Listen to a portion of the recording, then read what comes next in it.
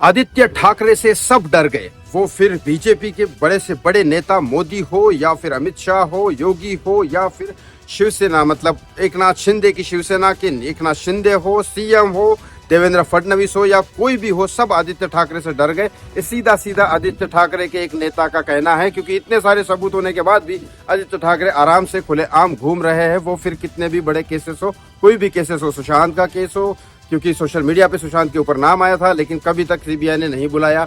उसके बाद corona scam काफी हद तक सोशल मीडिया पे ही नहीं, नेताओं के द्वारा भी प्रूफ हो चुका है कि इन लोगों ने किस तरह से एयरपोर्ट के लोगों से लिया था और रेलवे के लोगों से नहीं लिया था।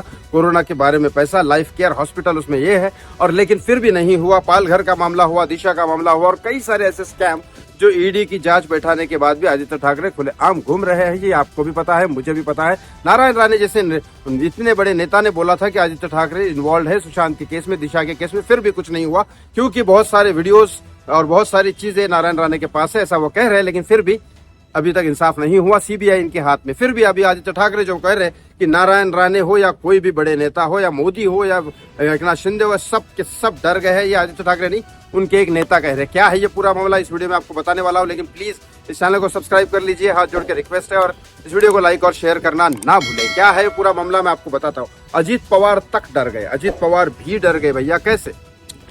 एक्चुअली हुआ ये कि वहां पे एक चंद्रकांत खरे करके उनके एमएलए है। आजकल आदित्य ठाकरे नासिक गए हैं क्षेत्र किसानों के विकास के लिए और किसानों की हालत देख रहे हैं और फोटो वोटो खिंचा के अपने सोशल मीडिया वगैरह पे डाल रहे हैं, और बाकी के रिपोर्टर्स जो उनके साथ है वो भी कर रहे हैं। अब गए वो संभाजी नगर, छत्रपति संभाजी नगर, मतलब पहले उनका नाम औरंगाबाद था।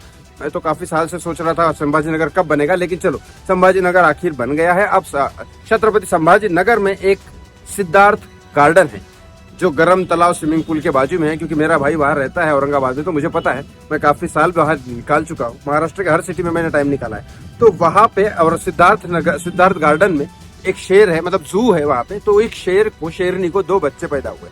उनका नाम क्या रखना है, अजित पवार गए तो अजित पवार ने चिट्ठी रखी वहां पे, बहुत सारी चिट्ठियां वहां पे थी, उसमें से एक चिट्ठी निकाली तो शेर के बच्चे का नाम निकला आदित्य। तो उन्होंने कहा नहीं, नाम चेंज कर देते, इसको नहीं रखना है।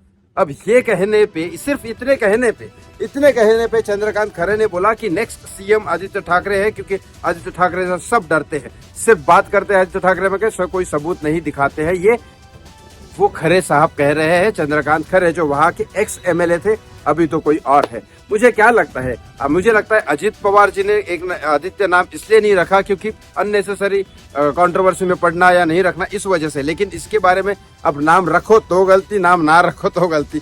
नाम नहीं रखा इसलिए उन्होंने बोला कि ये डर गए, इनको बिल्कुल ये है। अब इसमें कितना तथ्य है आपको भी समझ में आ रहा है, क्योंकि हर विपक्ष और पक्ष हमेशा अपनी साइड रखते हमेशा अपनी साइड ही रखता है। क्योंकि ये तो आपको पता है कि आदित्य ठाकरे को जो सपोर्ट करते हैं वो कितना भी गलत कर दे, आदित्य ठाकरे उसके साइड में ही बोलेंगे।